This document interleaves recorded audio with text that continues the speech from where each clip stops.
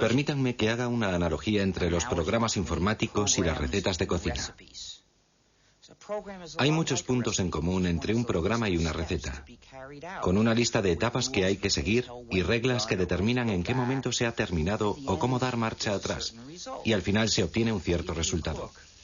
Si a usted le gusta cocinar, sin duda intercambia sus recetas con sus amigos, y tal vez tenga tendencia a modificarlas. Si ha modificado usted la receta, si el resultado le gusta y a sus amigos también, existe la posibilidad de que usted les pase la nueva versión de la receta. Y ahora imagine un mundo en el que no podrían cambiar su receta porque alguien ha decidido que es imposible modificarla. E imagine que si comparte esa receta con sus amigos, le tratarán de pirata y harán todo lo posible por mandarle a la cárcel durante unos cuantos años.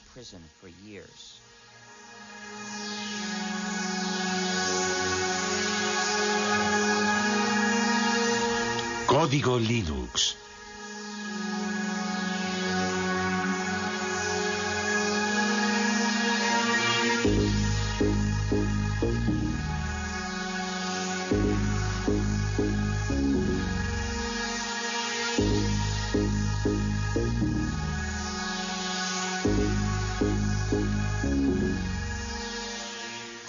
Utilizo la palabra hacker en su sentido original para describir a una persona que practica la programación informática como una especie de pasión artística y que forma parte o se identifica con la cultura de los hackers, es decir, con el grupo de programadores que históricamente están en los orígenes de Internet, de Linux y de la World Wide Web.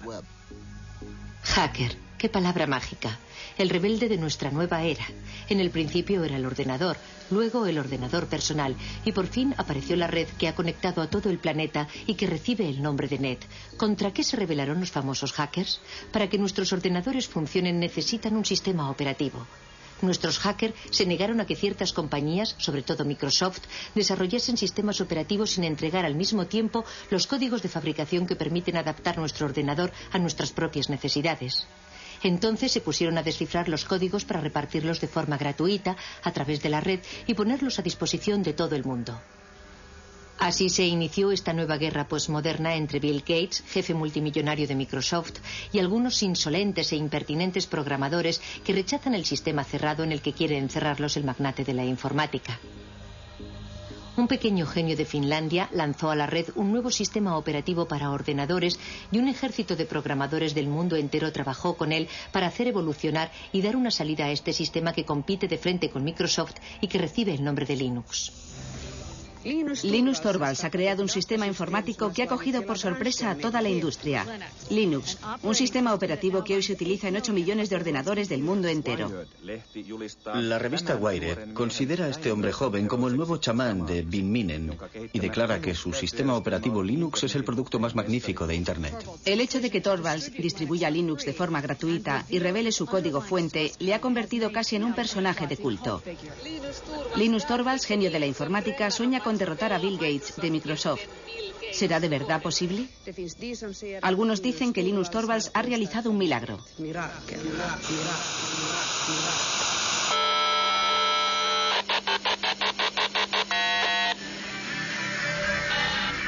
Todos estos programadores, como hormigas obreras unidos entre sí por la red, han hecho evolucionar la proposición de base de Linus Torvalds, adaptándola, modificándola, enriqueciéndola y creando así uno de los mejores sistemas operativos del mundo.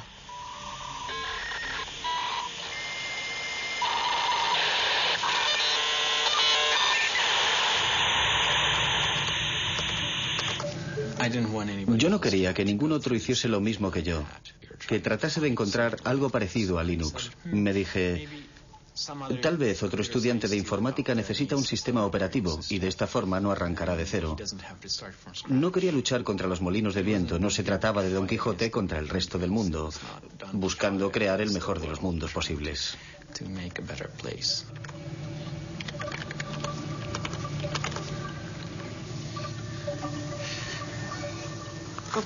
¿Tienes hambre, Randy? Prefiero trabajar con la gente por el correo electrónico a hacerlo cara a cara. Cuando estás delante de una persona tiendes a entrar en todas las discusiones típicas de las reuniones y a perderte en detalles que sobre todo no deberían tener importancia. Cuando te comunicas por email en general te tomas un tiempo para reflexionar antes de enviar tu respuesta.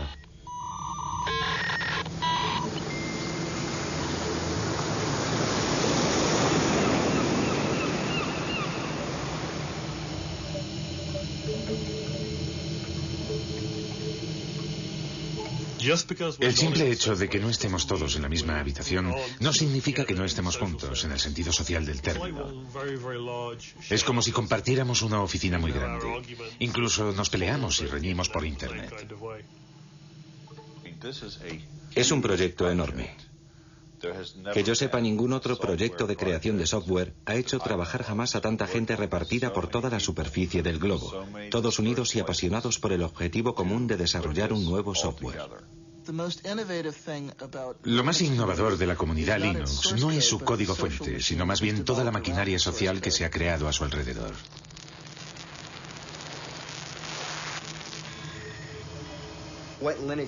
Para explicar lo que es Linux, empezaría por decir que cada ordenador es diferente, cada lector de disquetes es diferente, cada disco duro es diferente, cada controlador de vídeo es diferente y Linux es el sistema que sabe lo que hay que hacer para que todos esos componentes del ordenador ejecuten una tarea simple como borrar el documento o leer el archivo que hay en este disquete o dibujar esta imagen en la pantalla.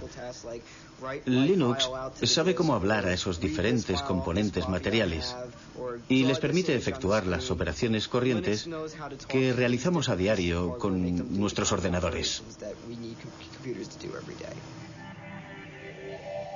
¿A qué nos referimos con exactitud cuando decimos Linux? Algunos se refieren al sistema operativo informático global sobre el que reposa todo lo que ocurre en el interior de nuestro ordenador.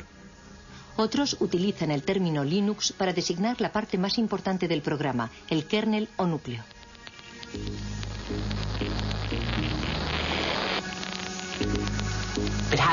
Hay que remontarse a la persona gracias a la que empezó todo, que utilizó Internet para crear una comunidad de individuos en la que todos tenían la sensación de que su contribución era válida. Y esa capacidad para fomentar la cooperación solo podía provenir de una persona educada en un país como Finlandia.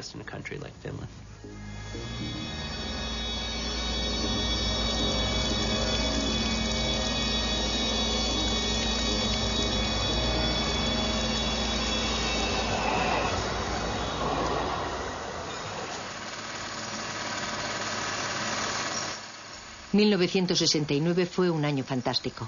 Los primeros pasos del hombre en la luna, el festival de Woodstock, el nacimiento de ARPANET, antepasado de Internet, los inicios de Unix, el sistema operativo de los grandes ordenadores, y el 28 de diciembre el nacimiento de Linus Torvalds.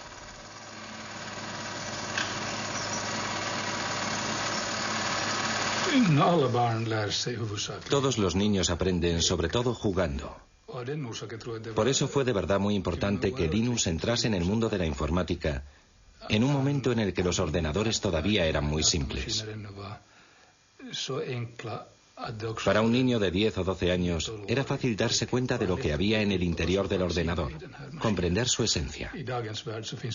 Para los niños y las niñas de hoy día es mucho más difícil comprender el mismo tipo de cosas, porque hay demasiados niveles y elementos complicados en los ordenadores actuales para que puedan adquirir el tipo de instinto y de comprensión que Linus adquirió a través del juego.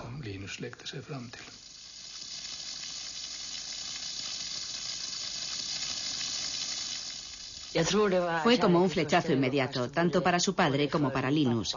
Los dos estaban excitadísimos, como unos niños, ante la idea de probar las posibilidades del Big 20. El lugar en el que Linus desarrolló Linux ya no existe. Ese cuarto existía antes de que tiráramos los tabiques. Aquí había una pared que seguía hasta un poco más lejos. Y allí había otra pared. Más o menos aquí, donde hoy está el sofá, estaban la mesa de trabajo y los ordenadores de Linus. Yo diría que lo que más ha cambiado en él es que se ha convertido en una especie de gurú de la resistencia.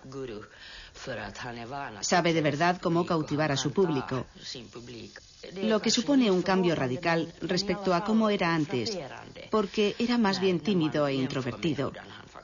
Y por regla general nunca tenía iniciativas propias, sino que dependía más bien de lo que proponían sus amigos.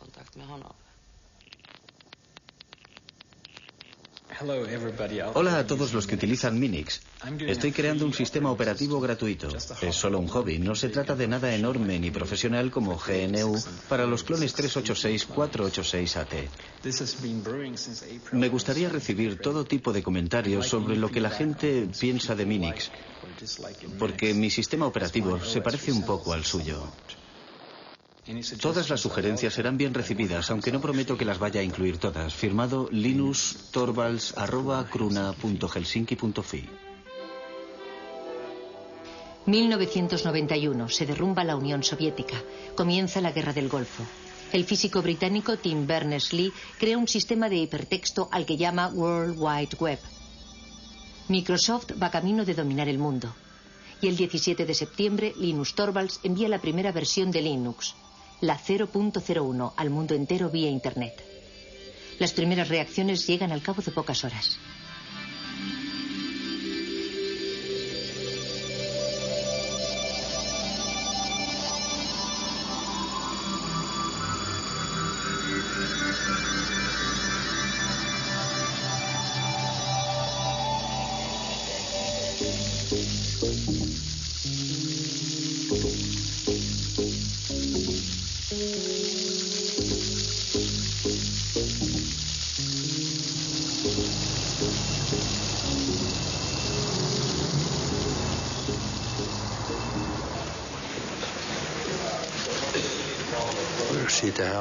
Empezamos a oír hablar de ese programa en la cafetería y decían que había empezado a ser distribuido por Internet. Luego oímos hablar del tal Linus y de la clase de hombre que era. Pero la verdad es que ya se había distinguido con anterioridad por la excelencia de sus resultados.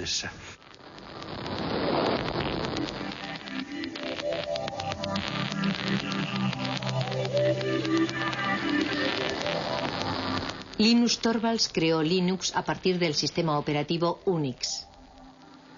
Ken Thompson y Dennis Ritchie, de los laboratorios AT&T Bell, habían realizado la primera versión del sistema operativo de Unix en 1969. Unix era de libre acceso y se hizo muy popular en el medio universitario. Su filosofía se basaba en dos conceptos. En primer lugar, que todo es un archivo. Y en segundo lugar, que cuando creas un programa escribes cosas que cumplen una sola finalidad, pero que la cumplen bien.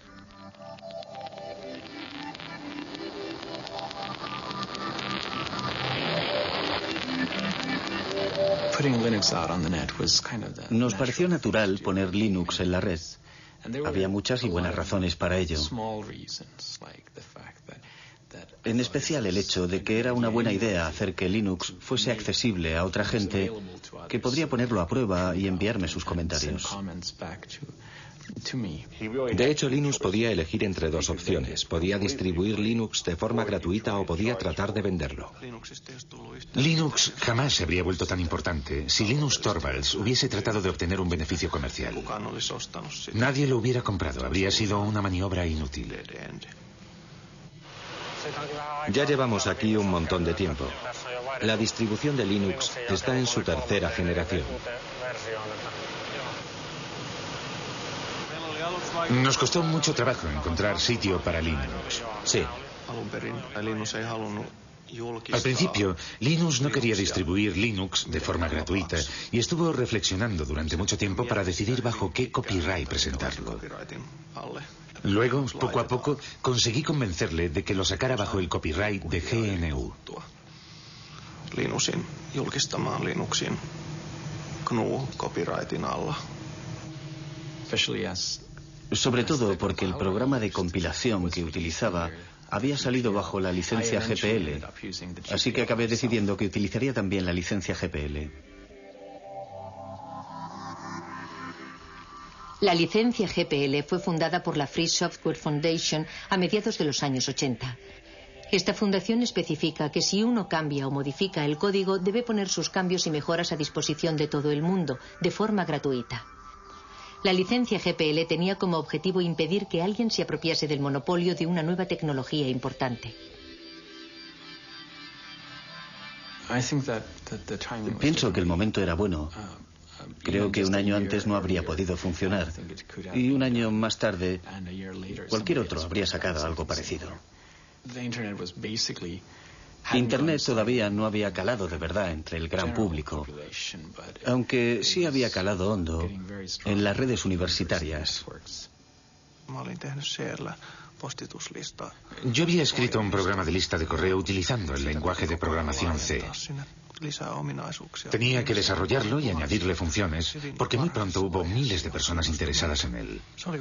Me llevé una sorpresa enorme de que las cosas funcionaran en progresión geométrica.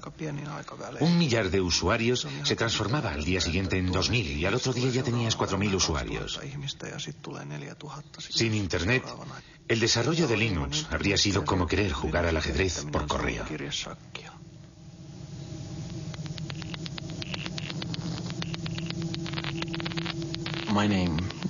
El primer nombre que elegí fue Freaks, para expresar a la vez la idea de free, libre y gratuito, y de freak, raro, diferente, sin olvidar la X final de Unix.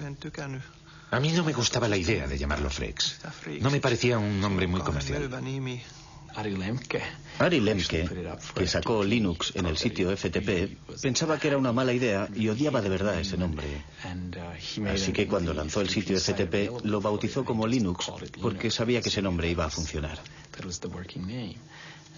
Nos quedamos con ese nombre, que está claro que es muchísimo mejor.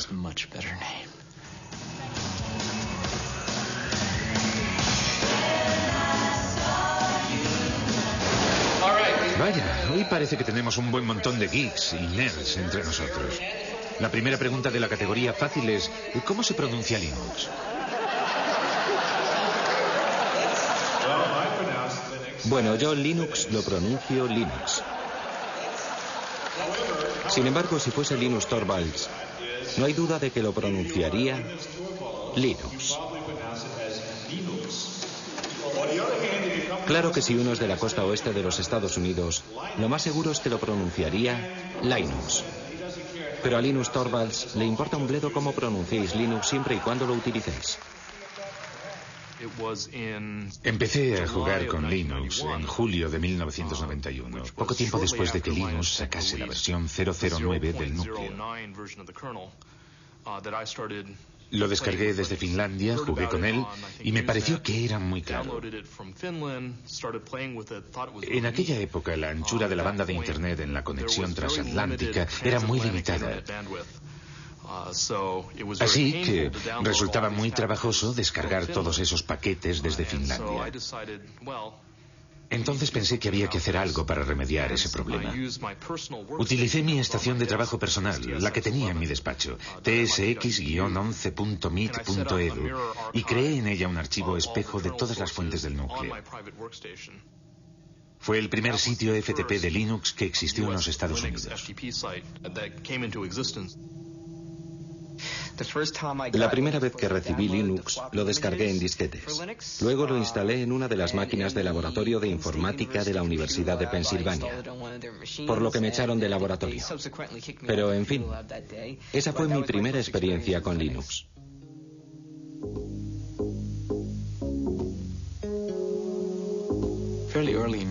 Bastante pronto, en 1992, cuando había 50 o 100 usuarios, me di cuenta de que ya no conocía a nadie. Ya no se trataba solo de mí y de algunos amigos, sino que éramos yo y alrededor de 200 personas más, que yo no tenía ni la menor idea de quiénes eran, dónde vivían ni lo que hacían con el sistema, y eso supuso un gran paso.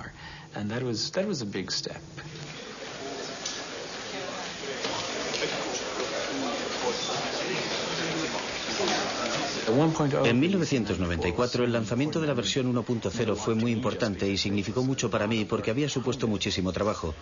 Supuso sin lugar a dudas un hito en la utilización comercial de Linux. Antes de la versión 1.0 era realmente muy difícil utilizar Linux con fines comerciales. Les doy la bienvenida al lanzamiento del sistema operativo Linux. Miksi tämmöistä Unixia ollenkaan tehdään? Al principio, Linux fue desarrollado para Unix, en especial para un contexto universitario, porque si bien existe una versión para ordenadores personales, su precio es muy elevado. Se puede comprar un DOS para un ordenador personal por 200 marcos, pero Unix puede representar con facilidad un desembolso de 20.000 marcos, que es un precio demasiado caro para un estudiante. Vayan a una tienda de informática y pregunten si tienen el SCU Unix y les contestarán que si están locos. Porque la verdad es que es mucho más sencillo hacérselo uno mismo.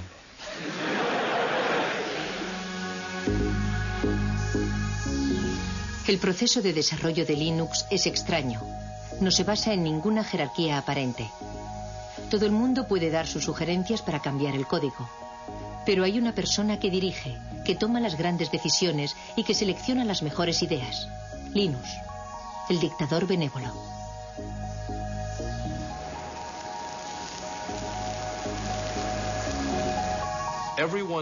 Todo el mundo sabía que ese grupo de trabajo necesitaba un jefe. Y Linus era el líder ideal, porque fue quien creó el núcleo de Linux y porque tiene grandes cualidades para el liderazgo. Sin embargo, en la vida real es bastante humilde y jamás se atribuye un mérito que no le corresponde.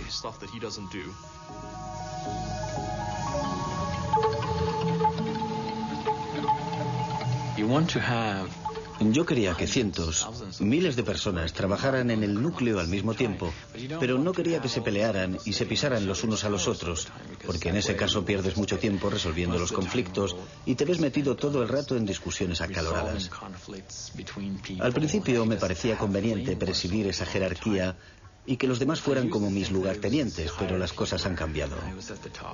Ahora se trata más bien de una web of trust, de una red de confianzas en la que yo tengo personas en las que confío, que a su vez confían en otras personas.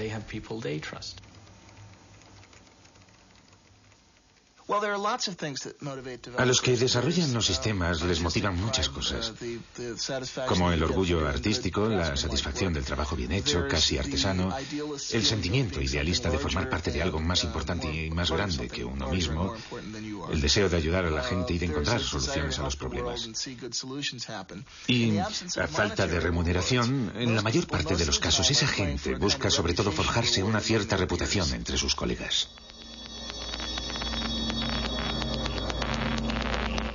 Uno de los puntos fuertes del desarrollo de Linux es que casi todos los creadores de software pueden ser contactados directamente por correo electrónico. Ted Su jugó un papel fundamental en la difusión de Linux en los Estados Unidos.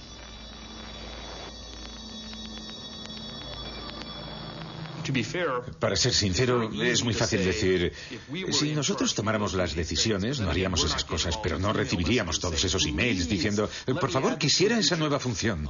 De modo que no sé lo que haría si de verdad estuviese a cargo de todo. Dave Miller estudia los cambios que los programadores desean aportar al kernel, al núcleo del sistema. Actúa como intermediario entre los programadores del mundo entero y el rey Linus.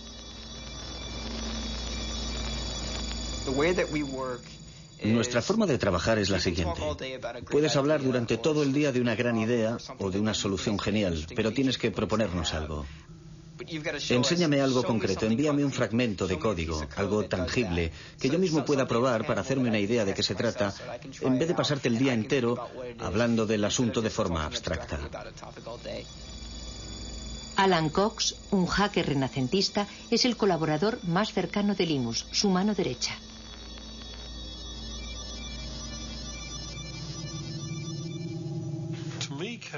Para mí el código presenta muchas similitudes con la poesía, por ejemplo, o con ciertos tipos de literatura. Su belleza reside en su estructura y en el hecho de clasificar las ideas una por una de forma clara. Si el código es bueno, lo puedes leer sin hacer comentarios. Comprendes de inmediato por qué ha sido escrito y lo elegante que es. Buscarás un código que sea a la vez elegante y claro, pero que no se base en trucos de la programación, que no dé por hecho una hipótesis que en el futuro podría demostrarse que es falsa. Porque lo último que te interesa es tener demasiado código en el núcleo final. En el núcleo de Linux, en general, el código no necesita demasiado esfuerzo para funcionar porque nuestro objetivo no es programar y reprogramar por siempre jamás. Después de haber dirigido el proyecto Linux durante 5 años en Finlandia, en Helsinki, Linus fue reclutado por Silicon Valley, en California. Él deseaba descubrir el otro mundo, el del comercio y la industria. Quería salir del mundo universitario.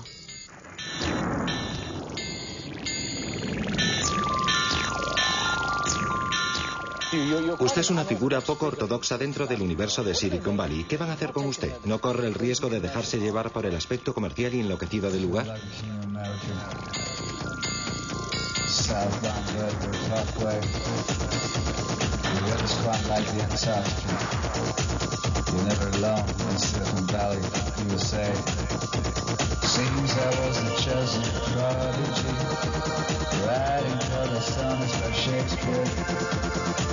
Some sort of balcony, they couldn't even get near. And they didn't even Harry the earth. The east, they found the breath. They probably sell the shares as soon as you can. Get out and go on to the next thing. Retire young. Couldn't be the king of America. The weather's quite like the Antarctica. Southbound Vertigo Parkway. Linus empezó a trabajar para la compañía Transmeta, la empresa misteriosa que se negó durante muchos años a revelar sus actividades. Se sabía, sin embargo, que trabajaba con un código fuente cerrado, siguiendo el ejemplo de Microsoft. ¿Habría cambiado Linus de bando? El mundo de los negocios tiene leyes extrañas. Al mismo tiempo que trabajaba para Transmeta, Linus podía seguir desarrollando su propio software con permiso de sus jefes. Hicieron todo lo que pudieron para obligarme a ser la imagen de Linux y de la comunidad open source en su conjunto. A pesar de que no había sido yo el que había tenido la idea de open source.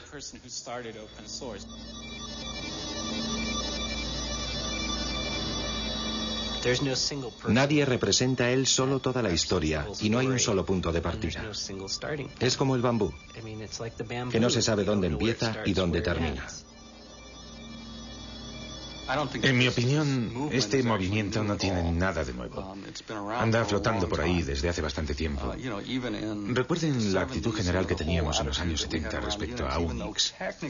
Aunque técnicamente no se trataba de un código fuente abierto y no era gratuito. Necesitábamos a toda costa obtener la licencia de AT&T, pero en aquella época no suponía un problema porque por regla general se podían compartir las cosas de forma gratuita y libre. Cuando utilizas un programa, por regla general utiliza su forma ejecutable, es decir, una serie de ceros y de unos. Nadie es capaz de encontrar un sentido a esas cifras, solo el ordenador las comprende. Para eso es para lo que sirven los ordenadores. Esas cifras son la forma del programa que puede comprender el ordenador. Pero para los seres humanos resulta muy difícil saber lo que significan. Cuando desarrollamos un software, lo programamos bajo la forma de código fuente. El código fuente es una especie de álgebra. Es la forma de entenderlo si eres programador. Suele haber una cantidad enorme de comentarios y de explicaciones incluidas en el código fuente para ayudar a que la gente comprenda el programa. Si solo tienes los ejecutables, es decir, lo que te proporciona Microsoft, aunque tuvieras incluso la posibilidad de introducirles cambios, no sabrías nunca qué modificaciones introducir. Es demasiado difícil. Para poder modificar un software y hacerlo más práctico y más fácil de usar, debes disponer del código fuente. Si observas de verdad el proyecto, como ya he dicho otras veces, verás que Linus desarrolló el kernel, el núcleo, pero no la totalidad del sistema. Pienso que lo más interesante de este asunto es el hecho de que Richard Stallman iniciase el movimiento. ¿Han oído hablar de Richard Stallman? Él quería que todo el mundo tuviera derecho a utilizar los softwares y a copiarlos sin infringir la ley, para hacerles cambios, para distribuirlos y para mejorarlos. Él quería dar derechos a la gente. Había decidido aniquilar el capitalismo americano corrompido de la industria informática. Y dimitió de su puesto de trabajo, pero siguió programando.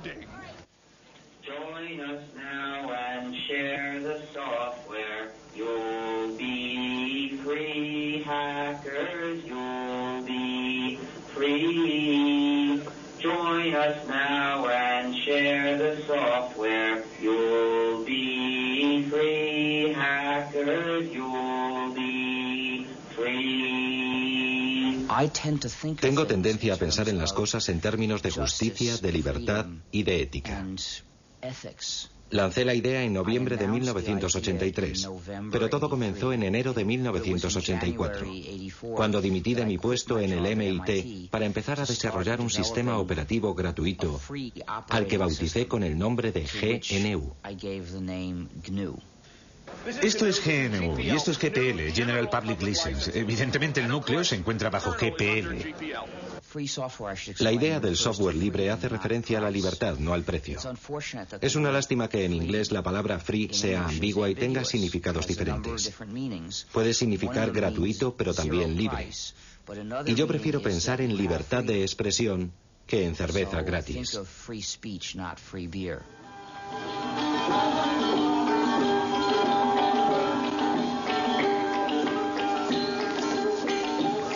Existe una similitud entre el folclore cuando un poema o una canción se redefine o cambia de forma de un cantante a otro, y la forma en que puede mejorar el software libre.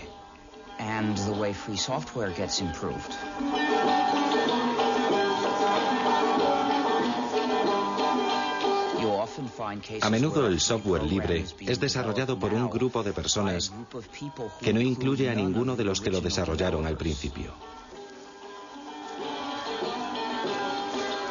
En 1991 casi habíamos terminado el sistema GNU. Nuestro objetivo consistía en crear un sistema operativo como Unix, pero completamente gratuito. Ese sistema operativo completo necesitaba muchos componentes diferentes. En 1991 los teníamos casi todos. Habíamos creado la mayor parte de ellos y habíamos encontrado otros, creados por otros programadores para sus propios fines, pero que nos servían. Así que los integramos en el sistema GNU. Todavía nos faltaba un componente importante, el componente que llamamos kernel o núcleo. De modo que nos vino muy bien cuando Linus Torvalds creó su núcleo. En aquel momento, la combinación del núcleo Linux con el sistema GNU nos permitió obtener un sistema perfectamente ejecutable que cualquiera podía instalar en su ordenador personal y utilizar. Una vez desarrollado Linux, el sistema GNU estaba terminado y empezó a hacerse cada vez más popular. Pero en ese mismo momento ocurrió algo desafortunado. La gente que utilizaba el sistema GNU no se dio cuenta de que se trataba del sistema GNU y empezó a llamar Linux al conjunto, a la combinación. Y ese error se extendió. A los que trabajaban en el proyecto GNU les resultaba muy difícil atraer la atención del usuario sobre esas cuestiones éticas y políticas.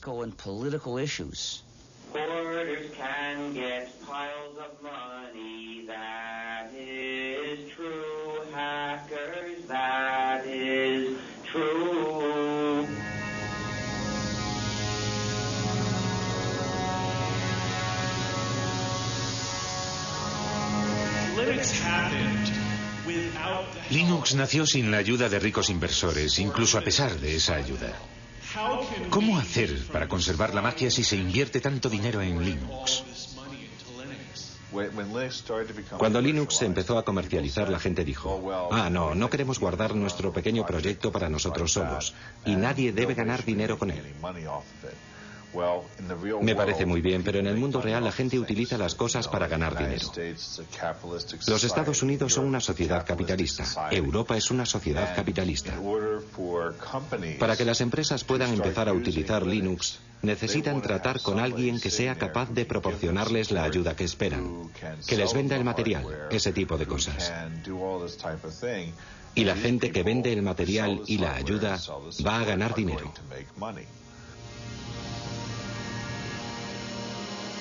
Pocos de nosotros somos hackers. En realidad, son muy pocos los que harán el esfuerzo de descargar su propia versión de Linux en Internet. Todavía son menos los que se dedicarán a tratar de mejorar el código mismo. Aunque Linux sea difícil de utilizar, los clientes han sabido apreciar su gran fiabilidad y la accesibilidad de su código fuente. Para las empresas visionarias se trataba de una oportunidad que no se podía pasar por alto.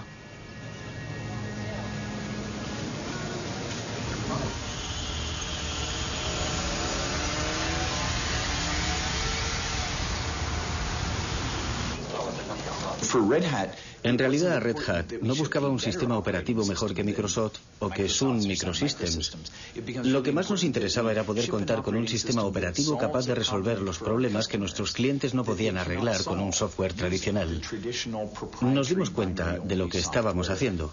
Desarrollábamos una tecnología y luego entregábamos el código al público. ¿Cómo entonces íbamos a ganar dinero? Por supuesto, cuando fuimos a California, a Silicon Valley, todo el mundo nos dijo: y si reveláis los códigos jamás podréis ganar dinero en el negocio del software. Cuando regresamos, hablamos con nuestros clientes y nos dimos cuenta de que lo único que los mantenía fieles a nosotros era precisamente el hecho de que nosotros revelábamos los códigos y que por primera vez podían controlar la tecnología que utilizaban. El verdadero valor de todos los productos de software reside en la hotline o línea caliente, es decir, en la relación de ayuda permanente que existe entre el vendedor y el usuario. Y eso es lo que proporciona el software las características de la industria de los servicios y no las de la industria de la producción. Linux funciona de maravilla en el campo de los servidores de aplicaciones de Internet, pero como no es fácil de utilizar por los particulares, solo posee una pequeña participación en el mercado de la informática. El proyecto Genome, con su interfaz gráfica, trata de rellenar ese hueco, pero resulta que los hackers son elitistas y siguen siendo fieles a Linux.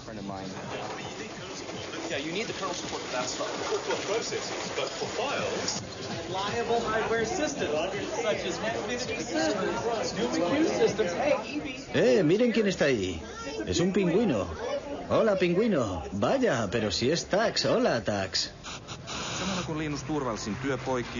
El trabajo de Linus Torvalds crea todavía más millonarios y billonarios y le está haciendo salir canas al hombre que de lejos es el más rico del mundo, Bill Gates.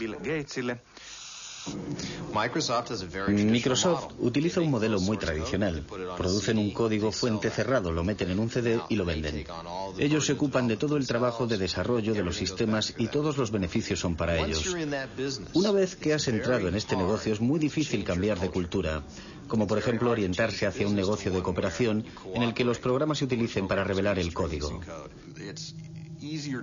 Es muy fácil ganar dinero con los productos cuyo código está cerrado, tengas o no una gran participación en el mercado. Por ejemplo, ahora mismo Microsoft no se siente de verdad incentivado a abrir su código, no le interesa. Pero pienso que Microsoft se verá obligado a hacerlo aunque a regañadientes. A las compañías les interesa seguir siendo propietarias de ciertos algoritmos. Por ejemplo, ciertas empresas han trabajado muchísimo en los algoritmos de compresión, en especial para el streaming multimedia, y no quieren que la gente sepa cómo lo han hecho porque es justo ahí donde reside el valor de su producto.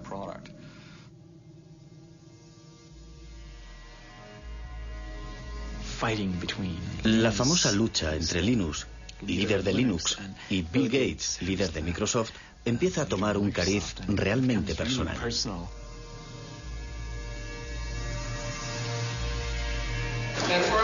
Una pregunta de la categoría rarezas. ¿A quién pertenecen estos labios? Voy a contestar yo. Son los labios de Bill Gates a punto de contar otra mentira más.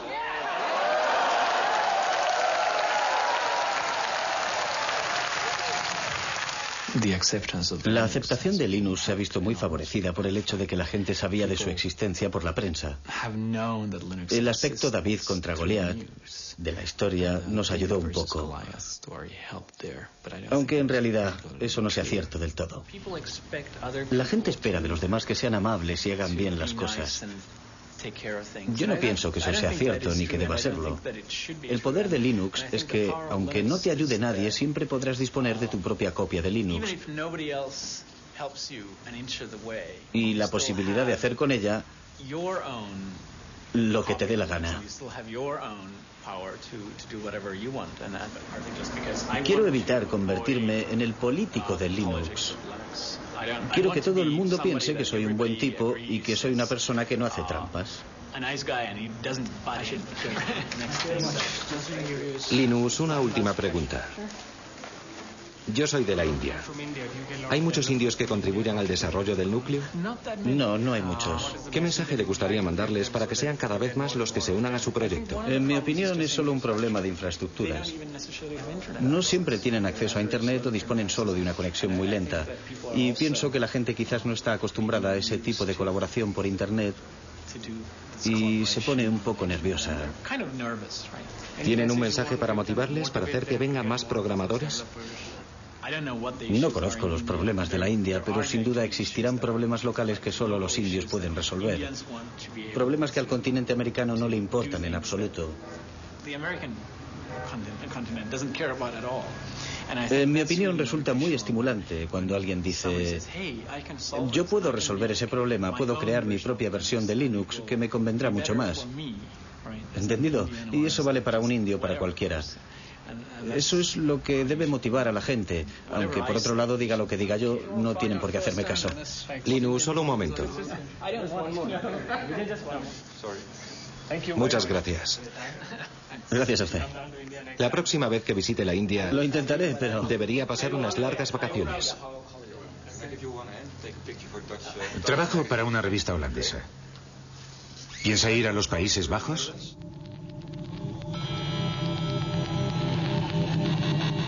El verdadero valor de Linux puede ser otro que el de anular a Microsoft. Linux fue concebido para funcionar con ordenadores baratos y para resolver problemas corrientes. Si uno no tiene bastante dinero, representa una verdadera alternativa totalmente gratuita. El proyecto Linux empezó en Europa y en los Estados Unidos, pero hoy día el software libre permite encontrar siempre nuevos programadores, procedentes incluso de países en los que la informática está dando todavía sus primeros pasos.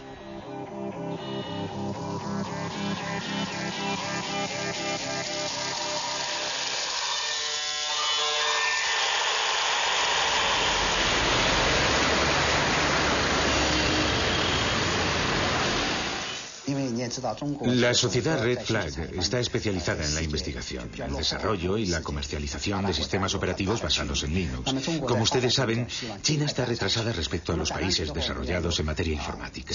La diferencia es muy grande y estamos tratando de salvarla lo más deprisa posible. Mientras tanto, debemos recurrir a la experiencia de muchos otros países. Damos una gran importancia al sistema operativo. Empezamos a desarrollar el sistema a partir de Linux, pero debido a la estricta reglamentación del mercado, fracasamos. Linux representa para nosotros una gran oportunidad, así como una buena base para formarnos en las nuevas tecnologías del mundo entero.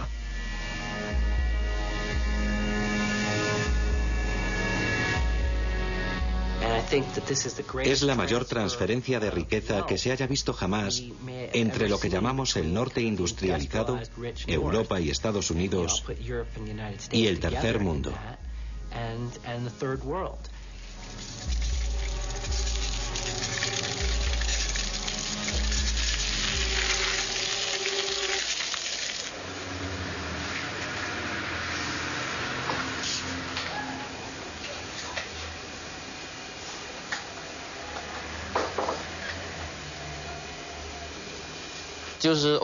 Es el código fuente abierto. Pienso que es muy importante para mucha gente. Me gusta la filosofía y me gusta analizar las cosas desde el ángulo de la filosofía. Pienso que los códigos abiertos están de acuerdo con el espíritu de la ciencia, es decir, el espíritu de acceso libre y sin restricciones a la información. Nada debería estar oculto. Esa es mi primera impresión respecto a Linux.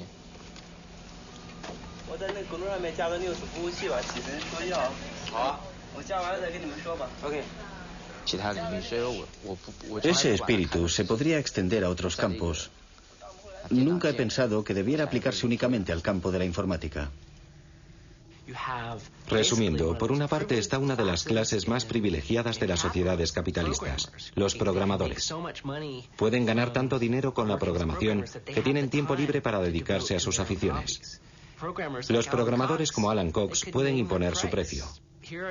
Son las personas que se encuentran en el vértice de la pirámide, que transfieren su propiedad intelectual, que supone una riqueza enorme, hacia los países pobres.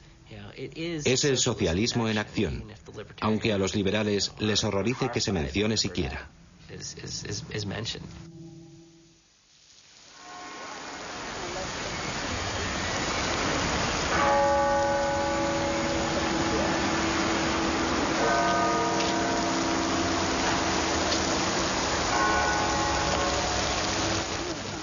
Los proyectos open source han sido comparados al desarrollo de la ciencia.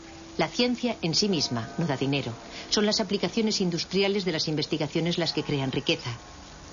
Para los hackers, partidarios de la open source, el desarrollo de Linux ha sido siempre un proyecto voluntario de tipo científico, un auténtico hobby.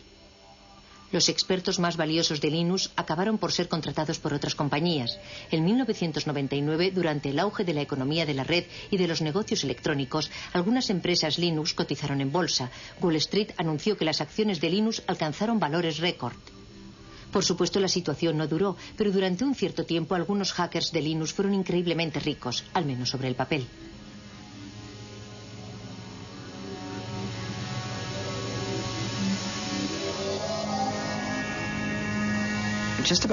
Antes de esa locura bursátil, todos los que participaban en el desarrollo del núcleo y ganaban dinero con Linux permanecieron bastante fieles a sus valores al aceptar esos puestos en nuevas empresas. La mayor parte de ellos sigue haciendo casi lo mismo que hacía antes de obtener esos empleos. Sinceramente, que yo sepa, ninguno de ellos ha perdido su libertad. Sigo leyendo a diario sugerencias para hacer modificaciones, igual que siempre, y se las paso a Linux, igual que hacía antes de que cotizáramos en bolsa. Algunos de nosotros quizás conducimos coches mejores, pero esa casi es la única diferencia, y tal vez que comemos sushi más a menudo. Algunas personas tuvieron suerte al unirse a la empresa adecuada en el momento adecuado y se las han arreglado para beneficiarse de la salida a bolsa. Algunos han ganado millones de dólares. Otros miles de millones de dólares. ¿Acaso la contribución de esas personas fue más importante que la de las otras? En algunos casos invirtieron las sumas necesarias en el buen momento, pero yo pienso que se trata de un problema más general que no concierne más que a la comunidad open source, y no creo que exista una respuesta satisfactoria a esa pregunta. Una de las cosas que me gusta de Silicon Valley es su gran dinamismo. Aquí todo es posible, incluso eso de la carrera por el dinero, que parece un poco de mal gusto, sobre todo si eres europeo, es un factor de motivación muy bueno, un buen medio para llevar los proyectos hasta el final.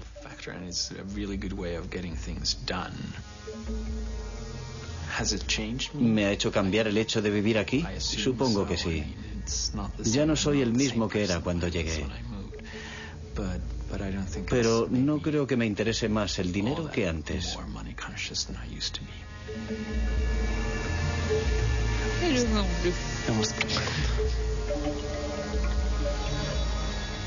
El 11 de septiembre de 2001 trastornó nuestro mundo. Los atentados suicidas de Nueva York asestaron un golpe terrible a la economía, lo mismo que al mundo de la informática. ¿Qué quedará del fenómeno Linux?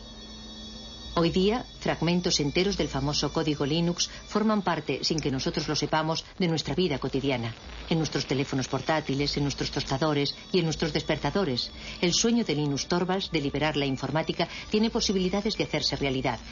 Y en cuanto a los grandes ideales, tal vez una de las grandes ocasiones perdidas de nuestra época sería el hecho de que el software libre no liberase nada más que un código.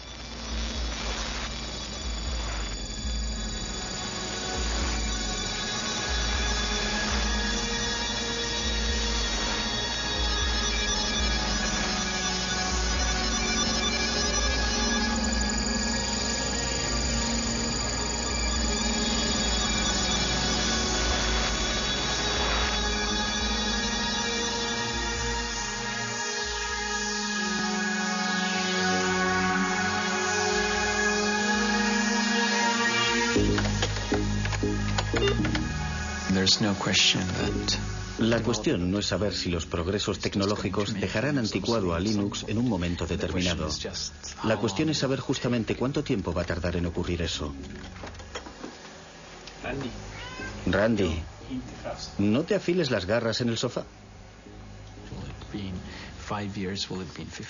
Pienso que uno de los poderes de Open Source es que en el futuro, dentro de 5, 10 o 50 años, el mejor sistema operativo del momento siempre podrá sacar partido del código fuente de Linux.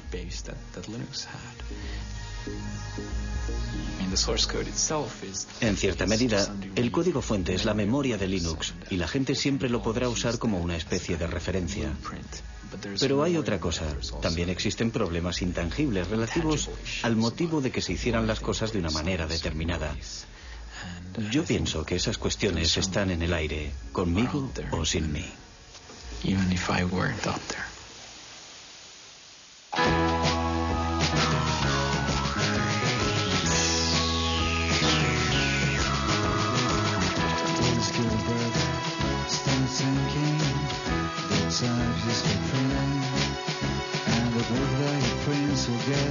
wishful thinking.